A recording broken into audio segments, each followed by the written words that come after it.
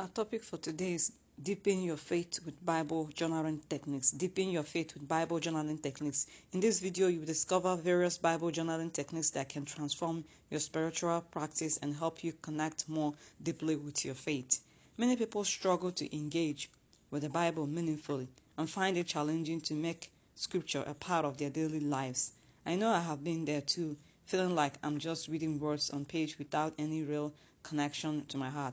It's easy to get caught up in daily routines and forget to prioritize our spiritual growth. But what if I told you there's a way to make scripture come alive and become more integral part of your daily walk with God? Feeling like you're not getting anything out of your quiet time can be really frustrating. You must feel like you're just going through the motions, just reading some same passages over and over again without any real revelation or transformation. This is where Bible journaling comes in. It's a powerful tool that can help you slow down, reflect, and really dig into the scripture. When we are engaging with scripture in a meaningful way, it can feel like we are missing out on a deep connection with God. We might feel like we are just skipping the surface of our faith without really experiencing the transformation and growth that comes from truly engaging with God's word. We will explore different journaling methods such as act journaling, verse mapping, prayer journaling, and providing tips on how to incorporate these techniques into your routine. Act journaling is a way to express yourself creatively while reflecting on the scripture. You can use colors, doodles, and images to bring the passage to life. Verse mapping is another technique that involves breaking down a passage into its key components, exploring the context and making connections to other related scriptures. Now let us pause here and read Psalm 91. Psalm 91. Whoever dwells in the shelter of the Most High will rest in the shadow of the Almighty. I will say of the Lord, He is my refuge and my fortress, my God, in whom I trust. Surely He will save you from the foul snare and from the deadly pestilence. He will cover you. He will cover you with His feathers, and under His wings you find refuge. His faithfulness will be your shield and rampart. You will not fear the terror of the night, nor the arrow that flies by day, nor the pestilence that stalks in darkness, nor the plague that destroys at midday. 1,000 may fall at your side, 10,000 at your right hand, but it will not come near you. You will only observe with your eyes and see the punishment of the wicked. If you say, the Lord is your refuge, and you make the Most High your dwelling, no harm will overtake you, no disaster will come near your tent, for you command His angels concerning you, to guard you in all your ways. They will lift you up in their hands, so you not strike your foot against a stone.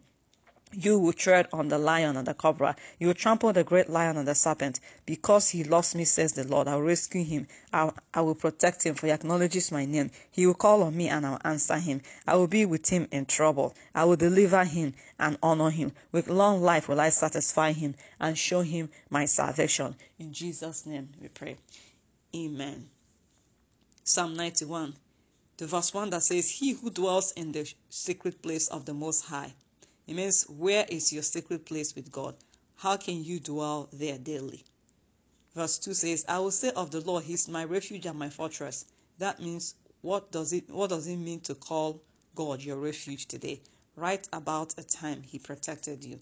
Verse 5, you shall not be afraid. What fears do you need to surrender to God? Verse 11 says, for He shall give His angels charge over you. Write a prayer of thanks for God's divine protection and unseen help. Verse 4 says, because He has set His love upon me. Verse 14 says, because He has set His love upon me. This means, how are you actively setting your love on God this week? Words to reflect on and write down in your journal. The word refuge, fortress, deliverance, trust, shelter, protection, faithfulness, rest, and peace. Now let's continue our discussion.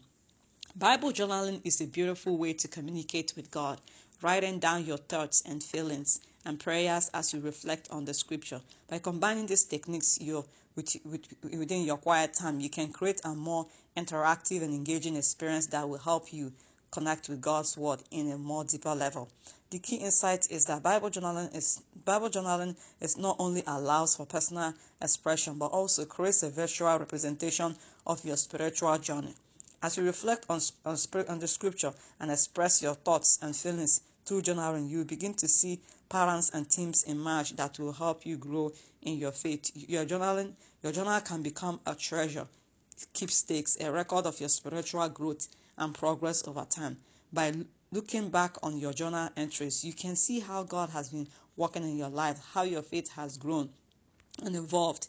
This can be a powerful reminder of God's faithfulness and love. Reflecting on your journey can also help you identify areas where you need to grow, and it challenges you to keep pressing into your faith. In summary, Bible journaling can be a very powerful tool for deepening your faith, encouraging creativity, and fostering a sense of connection to scriptures. If you found these techniques helpful, be sure to check out my next video on faith practices, and let me know in the comments how you plan to start your Bible journaling. How you plan to start your Bible journaling journey. Practice, act, and faith, Christian meditation, mindfulness, and faith and creativity. God bless you.